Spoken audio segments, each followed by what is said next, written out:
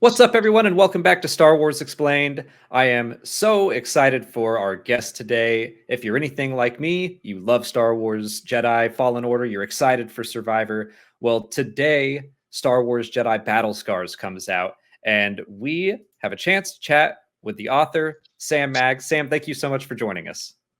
Hi, thanks so much for having me. I'm so stoked to chat about it with you. Great. Well, I have a kind of an icebreaker question before we get into the book itself. Okay. Something I like to ask all of my guests is, who is your favorite underappreciated Star Wars character? Maybe someone that you think you potentially could be the biggest fan of out there. This feels like a cheat, but it genuinely is Marin, which is why I wanted to write this book so bad. Because I feel like just not enough people know about her that would truly appreciate her in the way that she's meant to be appreciated. So I hopefully this will I don't think that's a expand. cheat at all. Really, Thank I'm you. just like not looking for the main three of each trilogy. Just someone that people who haven't gotten into the games or the books might not know about.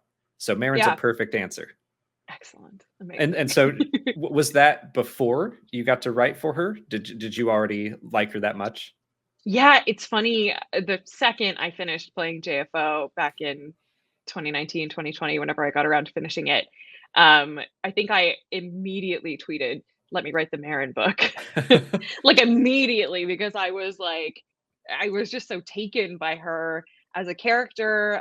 We don't get to see a lot of cool, like, female anti-heroes in media generally, and so she just felt so fresh and exciting in in the Star Wars universe, but in general too. I was like, oh, I love a bad girl.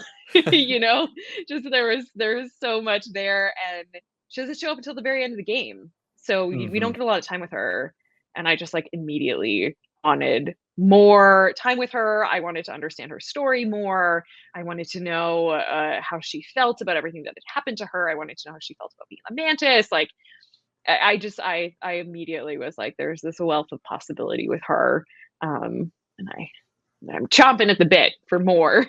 So That I think right that away. many fans share that exact same experience. I know I when I think so was playing it for the first time, at the very end, Cal gets the thing from Dathomir and he's about to leave, and Marin, you can tell she's kind of tossing around the idea of coming with too. Yeah. Cal, and I was just like, "Say you'll come with us. Come on, join us, join us, join us." And she's Yeah. like, "I'm gonna come with you," and I was like, "Yes!" Like, but Yeah. like you said, it's just right at the end of the game, and I think the I only know. thing I would do to make Fallen Order better is to have more Marin. I completely agree with you. I think you're right. You're absolutely right. And now we get more Marin, so Yeah. great. Well, yeah, I mean, we're doing a perfect segue into the book. And first, let me say that I really, really enjoyed it. I love Fallen Order to death. It is one of my favorite Star Wars stories. So I try to take note of, when a book really grabs me and I'm like, okay, I'm all in. And from page one, I just had a giant smile on my face getting to be with these characters again.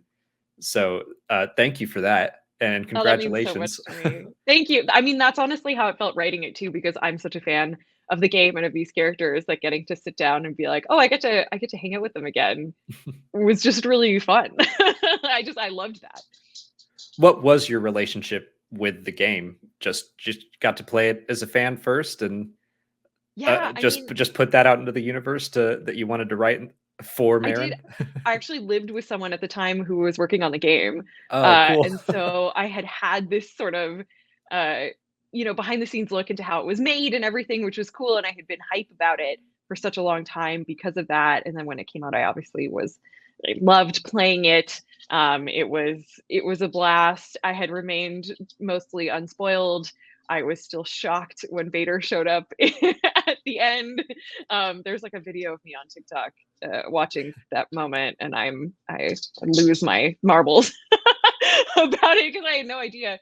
And yeah, I was just a huge fan, and had tweeted about it, and had been really effusive about my love for it and for those characters, especially because, you know in my writing and when I consume media as a fan, I find plot kind of extraneous. I'm a person who like gets really attached to character more Mhm. than anything, and I think that's the thing that JFO does best is establishes these. It's the thing that Star Wars does best in general. I Yeah. would argue it just establishes characters that you care about, and again want to hang out with more, want to know more about, and that the game really did that. So it was. I had been pretty effusive about it, and then I was approached by an editor at previously Del Rey, now Random House Worlds, who was kind of like, when this opportunity for this book came out, like, you are our first choice. Like, I knew immediately Tom Holler, who was my editor on this book, was like, it had to be you, which I feel very flattered and honored about. I think probably because, again, I was effusive about my love for the characters, but probably also because I have a lot of experience as a video game writer. That's my day job. Mhm. So that's kind of like a cool connection there. And my previous experience having written for Star Wars. So when I got that email about the opportunity, I like melted down about it. It was truly like the most exciting email I could have gotten from the Star Wars team possible, because like there are so many wonderful, um the universe is rich and the characters are wonderful in the entirety of the Star Wars universe, but if there was any character truly that I could have chosen to delve into more, it would have been Marin. So the fact that then I also got to dive into the POV of the rest of the crew was a real boon on top of that. You're bringing up things that are perfect segues into the next Yeah. stuff that I wanted to talk about. You're doing so good. You're making it so easy for me. You brought up your experience as a video game writer as well. What is it like to write for a character like Cal? Because, in the game, the Mm, player gets to be Cal and step into his shoes a bit, but now you have to write for him and kind of define certain aspects of his character. So yeah. was that a challenge? It was actually kind of exciting because I think you bring up a good point, which is that Cal, as a player character in the game, like, we're playing from his perspective, but he is also sort of necessarily a cipher. Because one of the core tenets of game writing is that you don't want players to experience ludonarrative dissonance, which is that like the character you're playing doing something that you as the player like don't want them to do or wouldn't have wanted them to do, where it doesn't quite align. You know what I mean? So in a lot of ways, when you're writing a player character, you have to leave them kind of, you can't get too deep, which is why a lot of the time in video games you find that player characters are less, um they're like a less interesting or less verbose, or not allowed to be as like effusive as NPCs or like Mhm. as your crew. You know what I mean? Like, think about Dragon Age or Mass Effect or any of those games. Like, everybody else is super interesting, like the Inquisitor is whatever, and that's kind of, that's how video games work. That's how you have to, it's how you have to make them.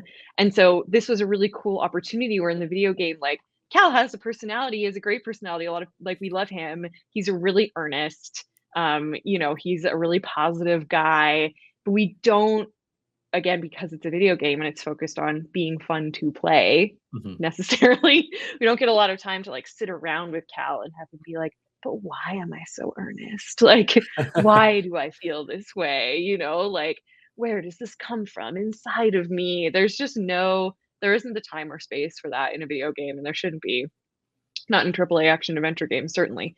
Um, so it felt like a real exciting opportunity to be able to take this character that had been established so well in JFO, but necessarily hadn't been able to be explored as deeply as I think a lot of people would have wanted, because they love him and they find him interesting, to be like, oh, I want to know more about him. Why is he like this? To get to kind of like pop the hood on him, take a look at a lot of Respawn's initial documentation for him, sort of their ideas about why he is the way he is, and then knowing where he's going to end up in Survivor versus where he ended in Fallen Order, and being able to look at that and kind of saying like, okay, well, why is he the way that he is right now? Like, at this point, a couple of years after JFO and a couple of years before Survivor, where is his head at? It was less nerve wracking and more exciting to me, Hmm. because like I came out of that game being like, man, how does someone go through all this dark stuff that Cal has gone through and come out of it like the sweetest boy? You know what I mean? Yeah. Like, what is the answer to that? I liked to be able to get into that a little bit. And you brought up the contrast of kind of the action and the gameplay with the story. There was something I noticed, and it's in Fallen Order, and it's just kind of, games are a little more violent, and maybe more violent than a Jedi quote should be.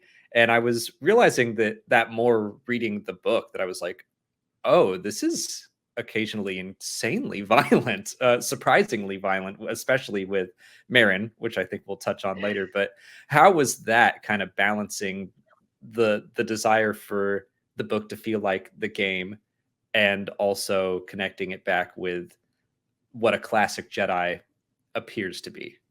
It's such a good question, and it was such an interesting and frankly challenging line to walk, and a thing that Lucasfilm and I went back and forth on a lot, because I would write things into the book.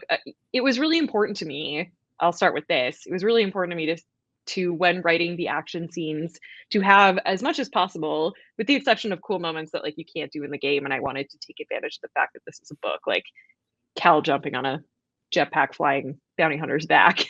Like you can't do that in the game, but for the most part, I wanted Cal's actions in the book to map pretty much one to one with the actions that you take in the game during gameplay. So obviously, I'd play the game, I'd beat the game, but while writing, I always had YouTube videos up of Cal's move sets, Hmm. so that when I was writing his actions, it would match up with the actions you can take when you're playing Cal. Because I want people who have played the game to be able to be like, oh, I know what that looks like. I did that. I can do that. I can picture it. I wanted it to feel like these are Cal's moves. They're not just like the moves that the PlayStation controller or whatever Xbox controller allow you to do, or your keyboard. These are Cal's moves. Yeah. So that was important to me, but there were often times when writing the book where I would like put in something that you could do during the game, like say, you know, put a lightsaber through a stormtrooper's skull, or whatever, where Lucas will come back and be like, whoa, whoa, whoa, whoa, whoa, Cal doesn't actually do that. And I'd be like, no, no, no. And I watched him do it. I could see him do it. And they'd be like, yeah, but he doesn't like Frame by actually frame, yeah. do it. And I'd be like, I don't, doesn't he though? Like, so there was a lot of back and forth about like what is like video game fantasy versus what is actual canon, about the level of violence. We toned down a lot of the violence in the Cal POV sections, especially, but I fought a little bit more to keep some of Marin's more gleeful, violent outbursts in her sections, which Cal calls out as being inapproproate, like being messed up, necessarily. To put it lightly, I sure. don't want to. Yeah, I don't want to be like, this is good, because it isn't necessarily. But like, Marin is not a Jedi. Like her powers come from the dark side. She comes from a planet bathed in the dark side. Like she is kind of evil a little bit, and so felt disingenuous to remove that from her entirely. That being said, I do think it is probably one of, if not the most violent Star Wars book. But that's okay because I balance it out with kissing. That's true. Yeah, one of the most violent books, and also, yeah, like pretty intense love scenes as well. So It's spicy. It's a little yeah, spicy spicy. is a good way to put it. We try to keep the channel here family friendly, so I'm trying to dance around my words. The book too. Yeah. Well, yeah, I think that's a perfect segue into Marin, and I really loved the exploration of Nightsister magic. What does it look like to have a dark side user traveling the galaxy with a light side user, and they're Yeah. best friends? I really Yeah. loved that dynamic. So, what was it like to dive into Nightsister magic? Because that is a lesser known aspect of the Force.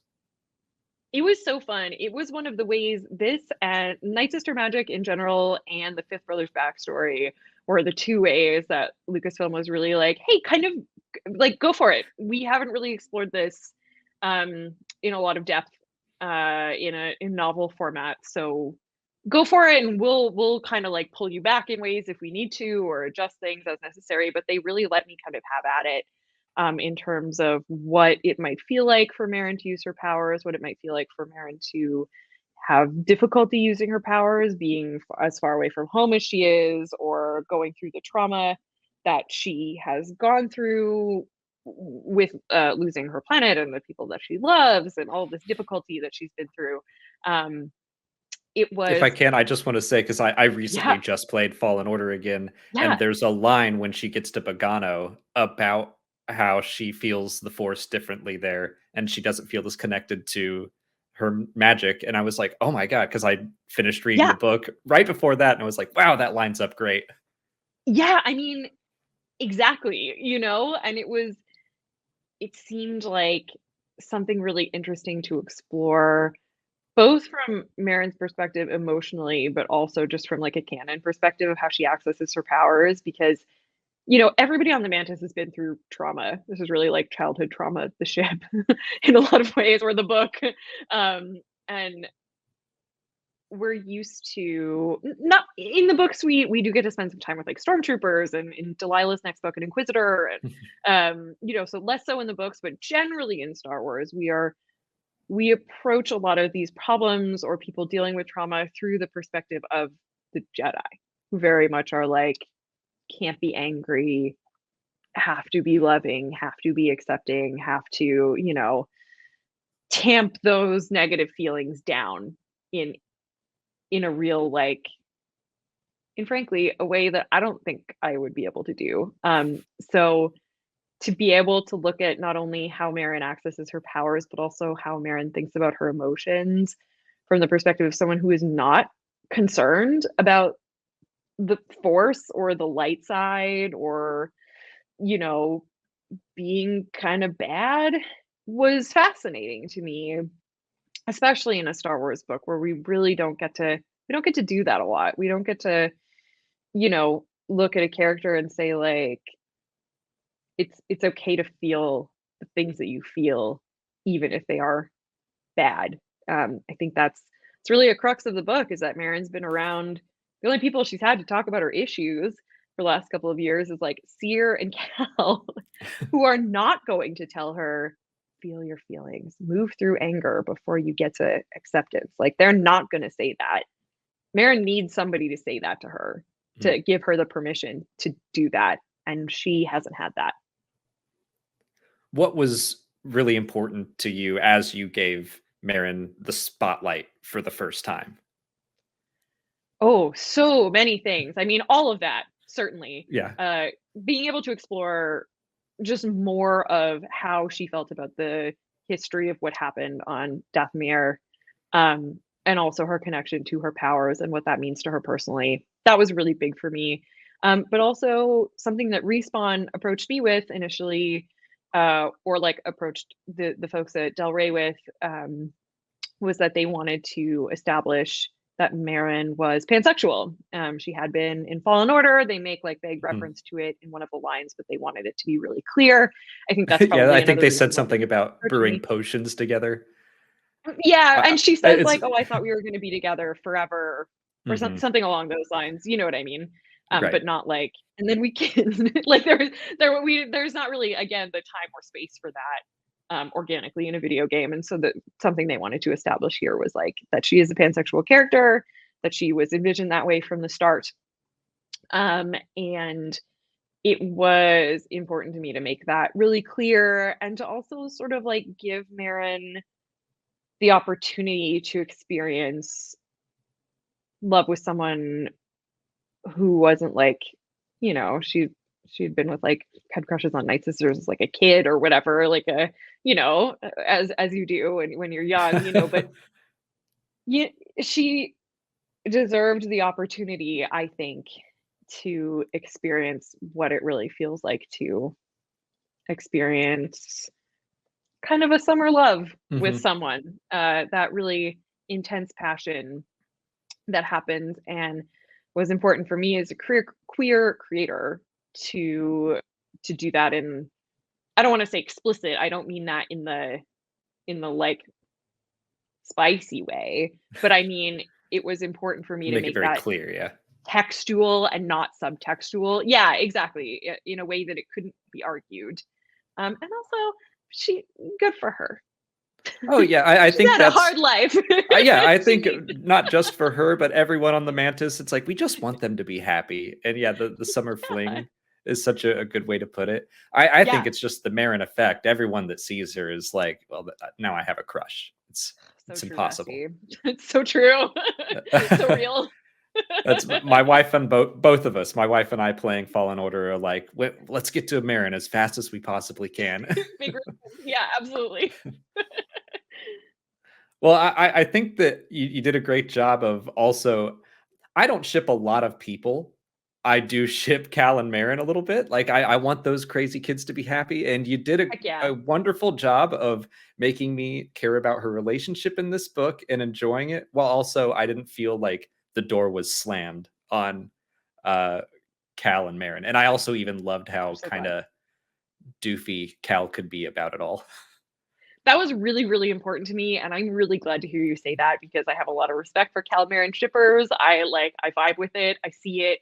And I think one of the best things about Fret, Marin's love interest as a character, is that she essentially comes into the picture to force to the surface all of the issues that the characters on the Mantis have been kind of hiding from each other, or even like, and especially I would say, not wanting to admit or hiding Hmm. from themselves.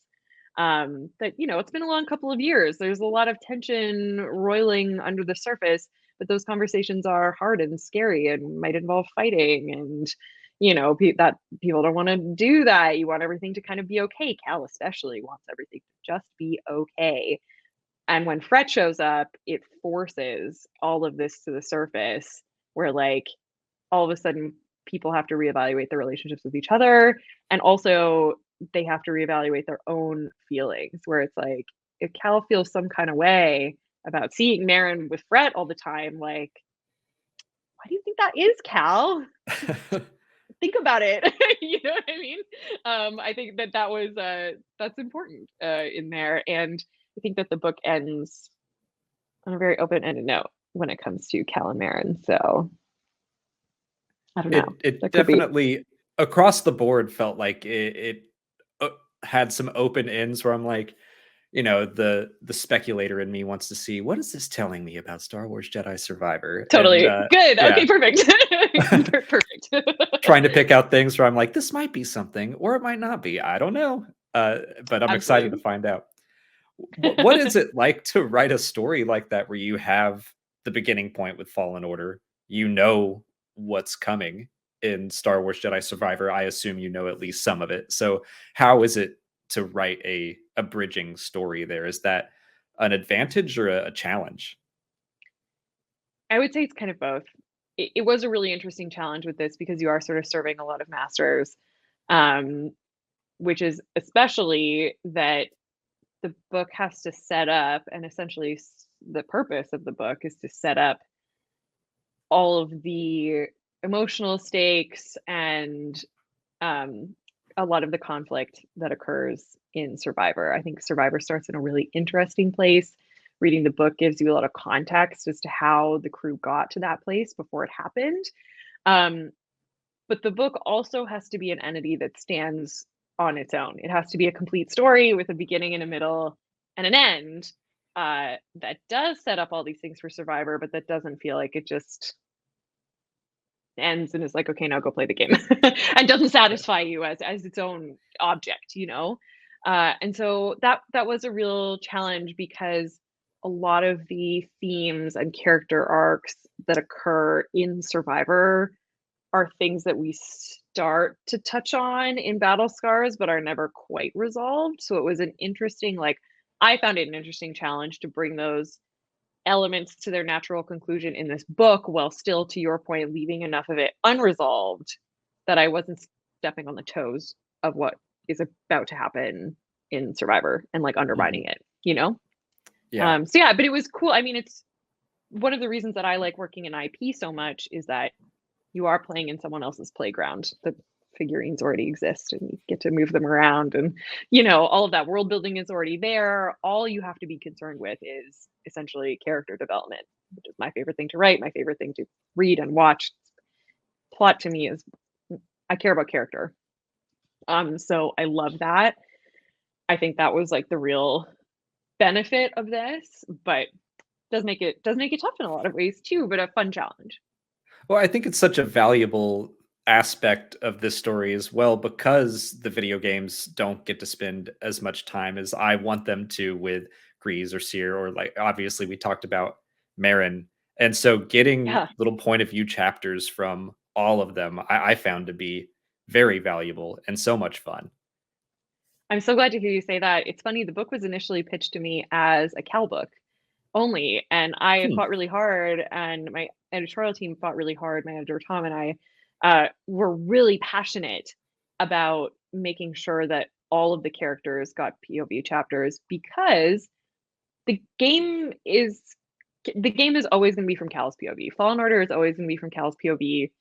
I can't say too much about Survivor, but you've seen the trailers, like you know that a bunch of Survivor, you're playing Cal, right? Like that you're always in the games going to be limited to Cal's perspective necessarily by the fact that you're playing him.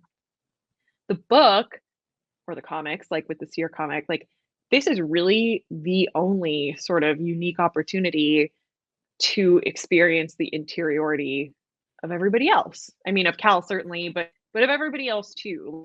We're only going to experience all of these other characters via Cal's perspective in the game. So here, this is our one chance to be like, well, what is Grease thinking though? Like he's funny, he's the comic relief, but like, how does he actually feel? Like, how does Seer actually feel at this point about Trilla? What is she actually thinking about her relationship with Cal? Stuff we're never going to get to know in the game. Um, and so it felt really important to me to get to do that. And I'm glad that you found value in it. That makes me really happy. I think Grease was the biggest surprise for me to be just like I liked turning every page and being like, "Ooh, it's Marin's point of view, cool." And they're like, "Oh, Seer." And then for a Oh, while, I great. think it took a while to get to Grease, and I was like, "Oh, this is awesome." So I He really was my loved favorite to write, Grease. Yeah, so admittedly. fun. Those chapters flew by. Grease and the fifth brother, I think, were actually two of the most fun characters to write for me. Not only because I got to inform the fifth character's backstory a lot and Mhm. kind of give him like a lot of we don't really know a lot about the fifth brother coming into this. Coming out of Kenobi and Rebels, we really only know that he's like a really fierce fighter who doesn't like people. We don't even know his species. You know what I mean? So this was a cool opportunity to get into that, but also to get into like what would make a force user end up like the fifth brother does. Um, and I think it also allowed me to indulge a lot of my worst The Last Jedi love, in being like in writing a chapter where I just got to be like, "The Jedi suck." They did a lot of things bad. The Fifth Brother's been personally victimized by the Jedi or Council and Order in a lot of ways, and so it was cool to be able to be like, he also thinks he's the hero, and here's why. Here's why he fights so hard for the things that he believes in. I don't think the Sith are right. I don't think the Fifth Brother is right necessarily, but it was fun to be able to be like, uh, you know, The Jedi aren't perfect. yeah, they have Yeah. a lot of their own issues, you know, and here's what they were. And as someone who cares too much about the details, thank you for giving him a species. That was just Oh, thank bugging you. him for a while. Yeah, now now I'm I like, know. there we They let go. me invent a planet, so I Yeah. will live forever in the annals of Wikipedia for that, which is a big win for me. How did the fifth brother come about as the villain? I mean, I know that you were probably going to have an inquisitor, but that there's so many to choose from. So how did you settle on the fifth brother specifically? It was Lucasfilm's suggestion, Okay. actually. They were like, "We would love to know more about him. This feels like a really good opportunity to be able to dive into his story more. We think you should use him." I had initially, Tom, my editor, and I thought it might initially be kind of cool to use the Inquisitor that Delilah Dawson is writing about in Mm. her next book. But our development cycles did not match up. We were writing our books at the same time. So it was like there was too much influx over that. And so Lucasfilm was like, we think it would be really cool if you use the fifth brother, and kind of took that opportunity to establish a bunch of canon about him that we just don't have yet. And I was like, heck yeah, because I had just finished watching Kenobi. It was like delicious. So I was really excited about it. I thought it was pretty neat. There aren't that many Inquisitors to choose from, frankly. We're mowing through them pretty quickly. It's true. So for me, I mean, that is part of the joy again and the challenge of writing for an IP book like this is that like not only are you serving Respawn right and what they need to do with the game, but also the folks at Lucasfilm are very much like, you can't use that planet because in a television show in 7 years, we're actually setting a thing on this planet. You know what I mean? Like, if they Yeah. even tell you, which like oftentimes they don't, but like they have such a like cerebro perspective on like all of these things that they're doing in all these different mediums where like you have to slot yourself into that in a way that doesn't mess with like any of the other much more important or like higher budget stuff that they're doing. So when they're kind of like, here, have you're like, yes, thank you. I will. I love the idea of just a Lucasfilm employee that just loves the Fifth Brother, and they're like, please write the Fifth Brother. We really want to learn more Yeah, about the Fifth Brother. I love that too. And I think Yeah. that is, I mean, that's what the guys at Story Group are like, they're a bunch of Star Wars fans like me. Like they're a bunch of dorks about Star Wars, which is cool. So it's neat. Well, we're coming to the end here. I want to wrap up with just some fun details and stuff. Yeah, I yeah, really yeah. loved all of the jokes, the callbacks to Fallen Order, the pink poncho, Ogdo Bogdo. You threw quite a bit in there. Did I you got have a a grease favorite? salt joke in there. I You was got gonna say, two, I yeah, think. joke. I think I think I did. Yeah, that was really important to me. Being able to include the Bogling, that was Mhm. really, really. I definitely wanted to see her on the ship because I have like a real love for Boglings. Justice for Boglings, more Boglings, less Porgs. Um, that's how I feel. But yeah, so that the grease salt references. It was fun to know that that wasn't a mistake, or it was like a purposeful thing on his part. That yeah, he was salting his food for a minute straight because he likes salty food. He does. I hate to think about the state of his arteries, but that's between Grease and his god. The different species, he's probably fine. Yeah, Maybe I'm they sure it's need fine. salt. Yeah. Yeah, totally. We can do that. It's space, whatever. Yeah, I totally agree. Well, thank you so much for hanging out and talking with us. One more question I'll throw out. Since you were able to manifest this one, is there another Star Wars book or character that you would like to just throw out there and let the Force bring to you in the future? I would love to write Bo-Katan. I would love to write a Mm. Bo-Katan book. There's a lot of love for her going around with Mando Oh right yeah. now. I don't know how. I think there's probably a million things in the works for her, so I don't know how possible that is. I think the real answer is like I want to write more Marin, to be totally honest. So any opportunity, maybe like Marin comics or something would be really Mm. cool. I would love to do that. So hopefully, that's my girl, hopefully, but also Katie Sackhoff. Oh yeah, she's great. That's how I've been selling this book to friends a bit. If you want more Marin, like this is the Marin story that we want and need. So Amazing. yeah, Thank you loved all so that. much. Yeah, where can people find you online, and what's something else that you've written that's maybe not Star Wars that you think a Star Wars fan might enjoy? Oh, great question. I'm just Sam Meggs, my name, on Twitter and Instagram. I'm Sam Writes a Lot on TikTok.